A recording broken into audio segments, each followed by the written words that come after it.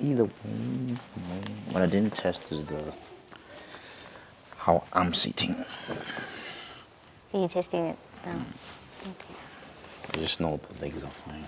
How many questions do you have? I have maybe it might take you 30 minutes Okay. because of usually like it's around the same amount of questions that I ask, depending on how long you answer. Also, if you give one word answer. Knowing myself, it might be a lot of digressing. Anyway, welcome to the Human Experience program. I'm here with Ntando. Sibaya. When he sounds like a Ntando, pop-ups. how would you describe yourself? And how do you think you've presented yourself to those around you in the world? Take character out. Yeah, Is that the question? Yeah, there was a question. How would you describe yourself? Oh my goodness. And then the second part of it, then, how do you think you've presented yourself to those around you in the world?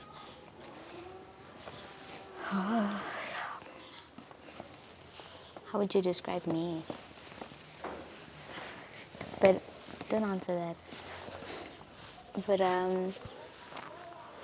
I think I describe myself as someone who is very like kind. Yeah,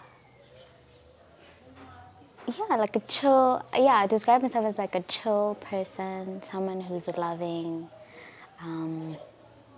I wanted to say, I would say I'm a ray of sunshine, but that's so cheesy. So I'm trying A to ray add, of sunshine. yeah, but it's too cheesy. I want to add like layers to it, but I think I'm like, yeah, I'm that like peaceful.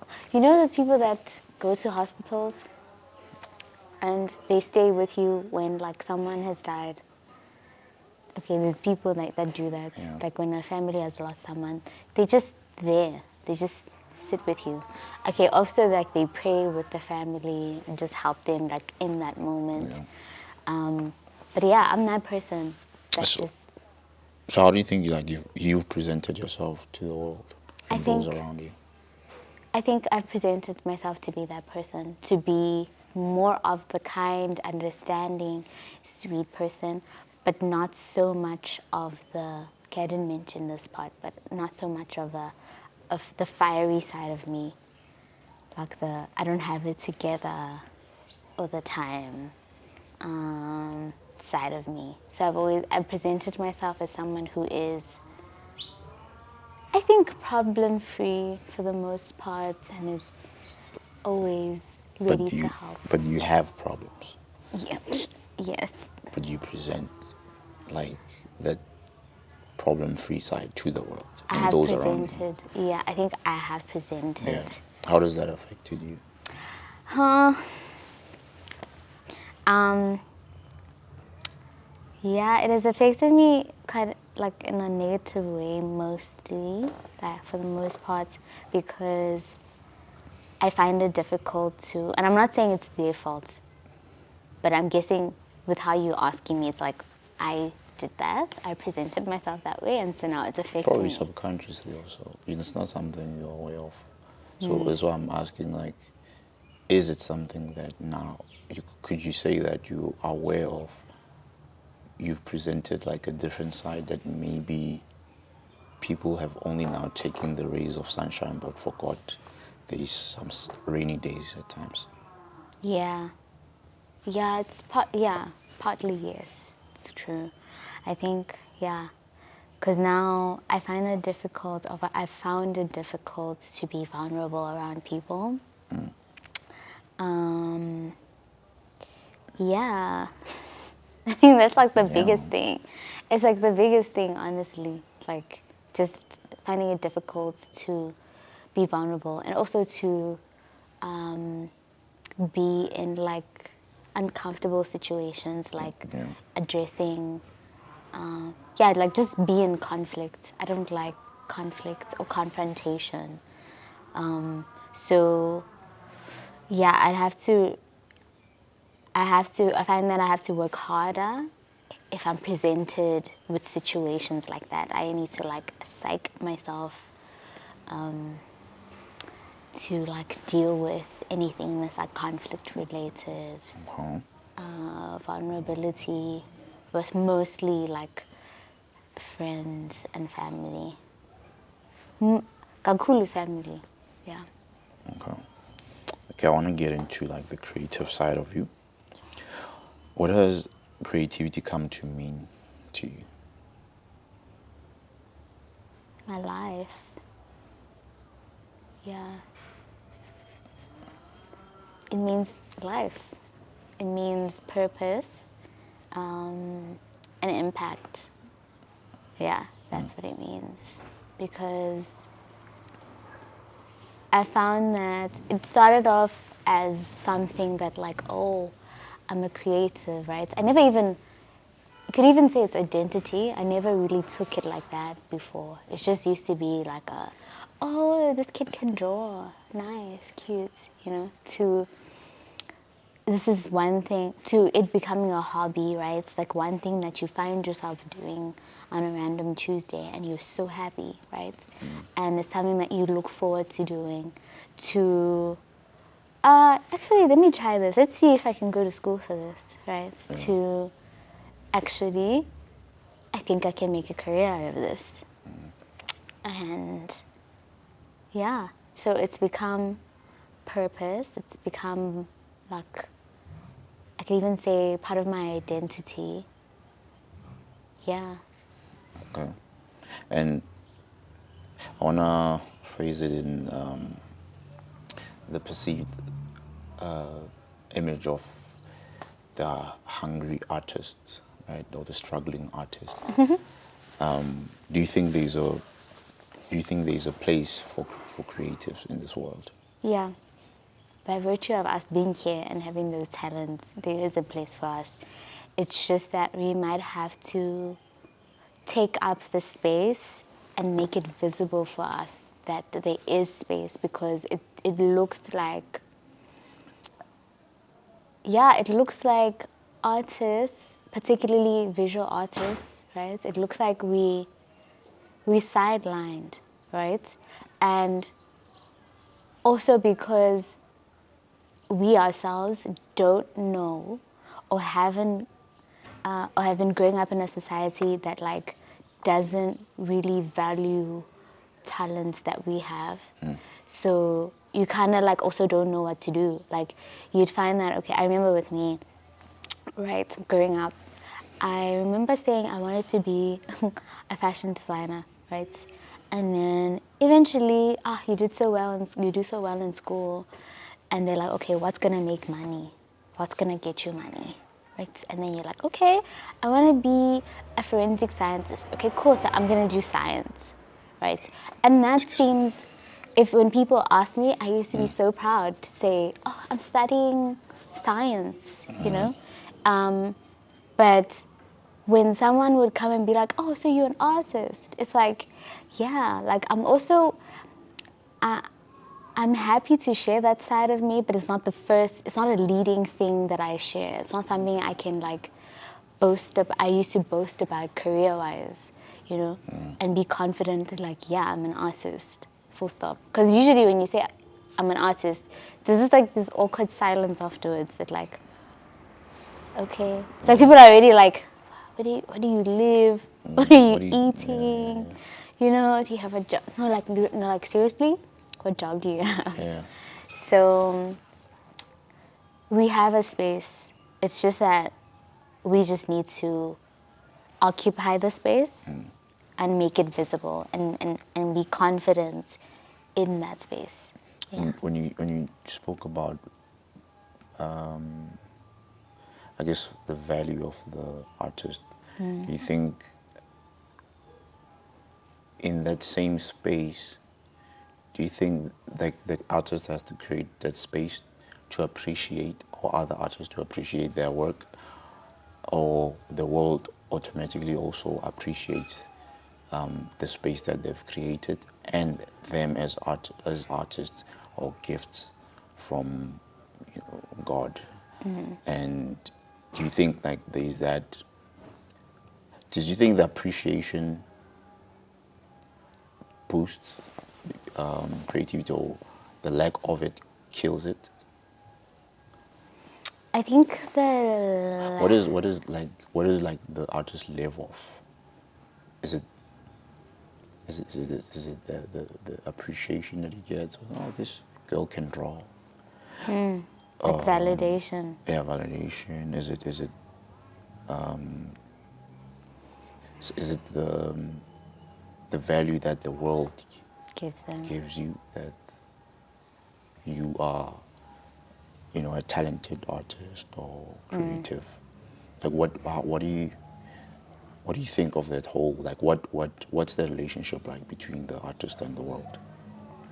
So I think it can start off as validation from the world, where, because there's a lot of doubts that happens, like in your heart, right? When you create something, at least for me, that's how it started. That I didn't know how great I was. Great.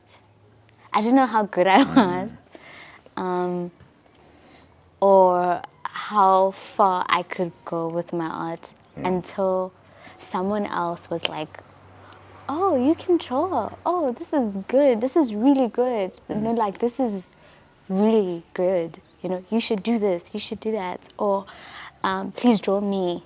Or please draw my friend. I want to Yeah. gift them a picture. You see? So it started that way, but like, it's not something that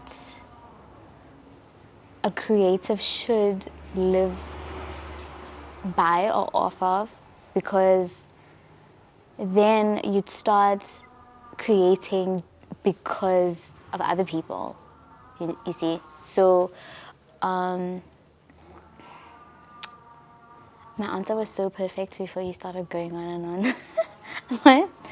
But it's we need to live off of our relationship with our creativity, right? Not of not off of validation. So we need to create in spite of, right? And love our work in spite of, because it's like a journey that you go through, right? And I don't know about you, but like sometimes it's difficult, most of the time it's difficult for me to create something if I'm not like connected to creating emotionally, like at the time, right? So then that's difficult, because then if, let's say, I make something in my happy season, or in my season of maybe like rebranding or reshaping, you know what I mean, or of pain, right? And to me, making that was not, yeah, because art is an expression. To me, making that art piece was not for necessarily for you to like it, Yeah. but it was for me to like, Self-expression. yeah, express myself or release whatever emotions I was feeling. And if I'm going to depend on you liking it for me to keep creating, then yeah, I'm gonna be miserable, because then you might look at it and be like, I don't understand. What's that? That's like, a disastrous painting or whatever. So yeah, so we need to live honestly by purpose first, like understanding our purpose as artists, and not of validation. Yeah. Okay, let's talk about connections now. How is like the connection between the relationship that you have with yourself and those in your life reflected in your creative work? I don't know. I don't. I don't know. Oh, okay. I know. Um. So I'd ask you a question, right? How's my relationship with people around me, Yeah. or yeah, people around me? How is that reflected in my artwork, or a lack thereof? That's how I would phrase your question. And I think with art being mostly, or the major part of it being like an expression of like your emotions and just what you're going through. Whatever relationships I have with people who are like mostly closest to me, it affects most of the time. It affects how my expressions, how I feel, right? And sometimes it would affect if whether or not I feel like making work or not. Yeah, so it's expressed in that way that like maybe if I have like something at home that's going on that's like not well, that's not right, or not sitting well with me, it will affect my work. Even though I feel like it shouldn't, but it will affect my work. So yeah, and in terms of like generally me how my work expresses my relationships, I could say that like most of the people that I've drawn or that were my muses are friends and family. And coming to be where I am, I I could say it's because of them, because they've allowed me to use them as my guinea pigs in my work, and they've also supported it. So because I work on the human form, they are literally reflected in my work in that way. Yeah. Okay. I feel like I didn't answer that question. You wanna go back and answer the question? Not now, maybe later. Are you gonna cut this part again? What do you mean cutting? No, you must cut it. Next part. This is so hard. This is why people want like questions before so they get right. No, but the human experience is based on that raw thought, raw feeling. But like, That's what it's based on. So if I prepare you, then you might be giving like a curated answer, which we don't want that. We want the person to like say whatever that they feel or whatever that comes to mind. Usually they're saying it, what comes to mind is usually like the correct thing. The thing first thing. or feeling that you hold. But I think through through saying stuff. So sometimes like That's I'm like, fine. actually no, that's not what I wanted to say. But it's fine. In your walks of life, what are some of the things would you say you found meaning in at the moment? Oh God. Yeah, I've had meaning in my relationship with God. It's been a rocky one, but yeah. More and more it makes I don't even know if I should say it makes sense, because sometimes it doesn't make sense, but it brings so much meaning to my life when life, or more so when life does not make sense. Yeah. Yeah, that's like the main thing. That's like the main thing, because like everything else is temporary. Like I'd find meaning in like relationships, and that goes away or that falls apart or breaks, right? And that's like friendships, family relationships, people pass away, and then you left like, where do I go? You know? And you might lose yourself that way. Because I used to find meaning in myself also, like in who I was. I used to actually like hold it like hold my personality to a high esteem, so much so that like I'm a nice person, like I'm a good person, like I'm kind, right? Until a time in my life where I started like questioning that, because things were not going as I expected them to, because I had always been a good person. and life wasn't good back to me. And I didn't understand. Like, it did not make sense to me. So when that happened, I was like, yeah, I was torn. So, yeah, so I find meaning in God more than anything else. And not to sound gloomy, but if this was the last day for humanity, yeah, what would you want your mother, your granny, and your brother to know? I rather Respectfully, like each of them, respectfully. like your mother, mom, this is your granny, and your brother. Firstly, I want them to know that I love them so Oh, much. oh, okay. So they share equal leveling, like it's like an equal level Do you want me to of end like with that what we one? would say. No, it's not. We'll come back to the positive, flowery stuff. I'm just saying, like, just to pivot, like, what would you say? Specifically Yeah, to them. to your mom, what would you say? Let's start with your mother.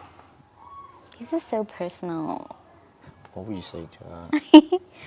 Okay, You can say the good things. I would say to my mom that I wanted to know that I am so proud of her for doing so much, but also that she doesn't have to do so much alone. And I'd also tell her that, yeah, it's okay. She can like live her life, like live her best life. I'd say a lot to her.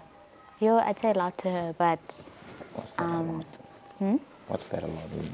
I wouldn't say it here, but like the main thing is I tell her that like it's okay to like let go and not do so much, right?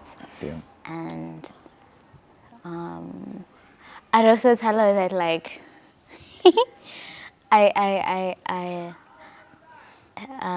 I appreciate her fashion sense because I get to benefit from that every day. And to my grandmother, I would tell her that we love her and we would love to see more of her outside of her house.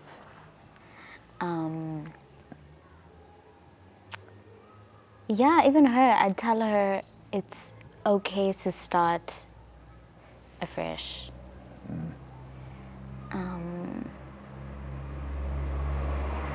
Yeah, I guess all of them, I'd tell them that I love them. Your brother.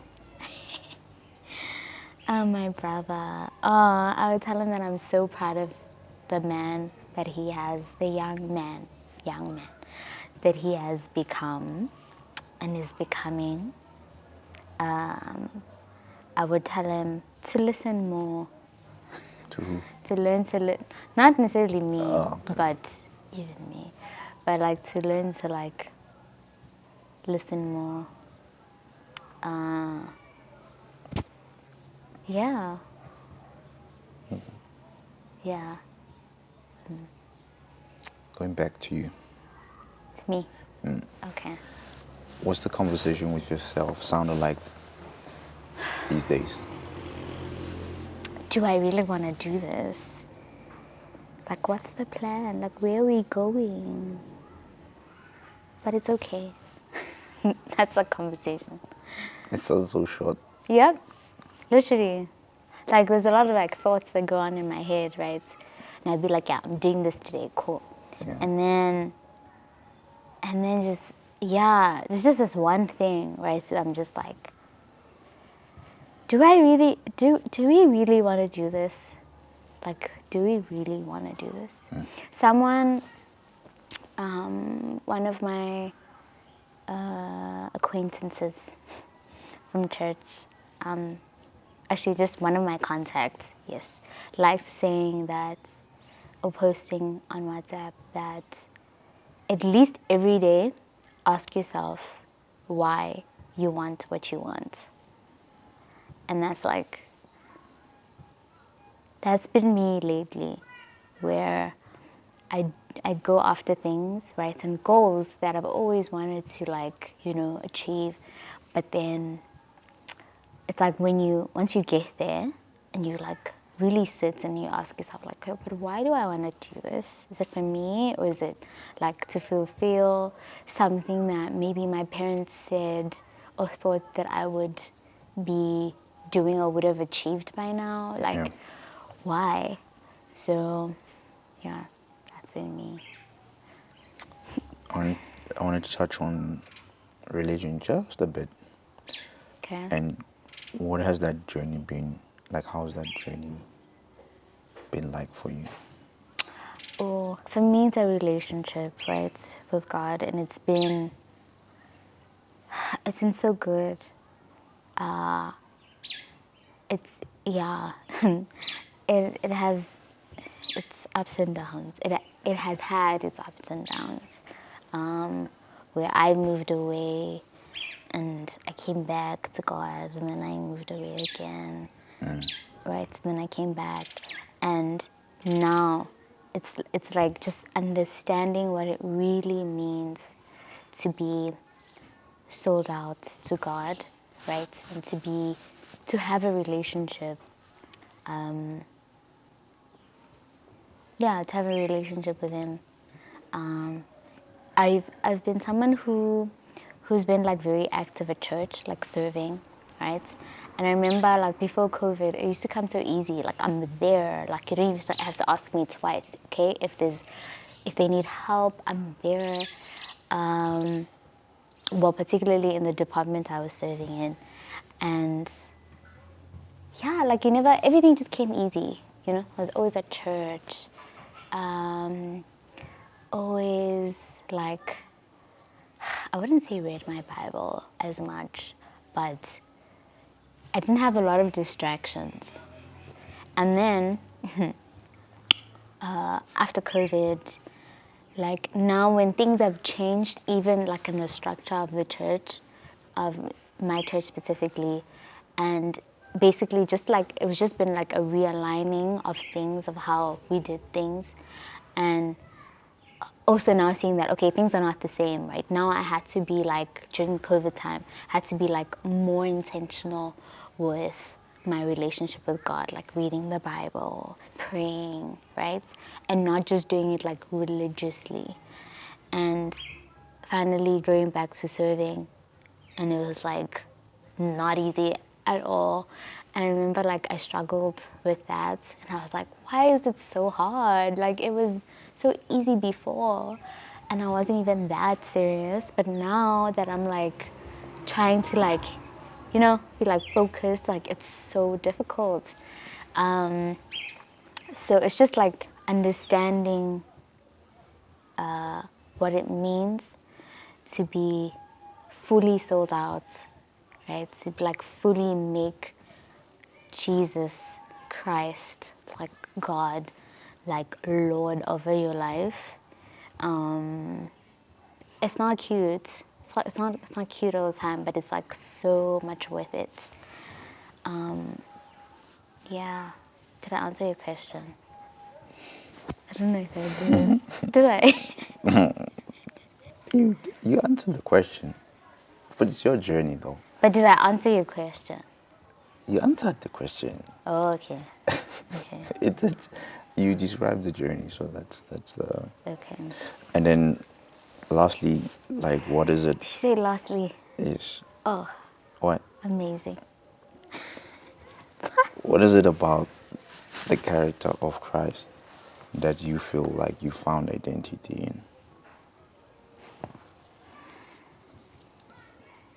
in?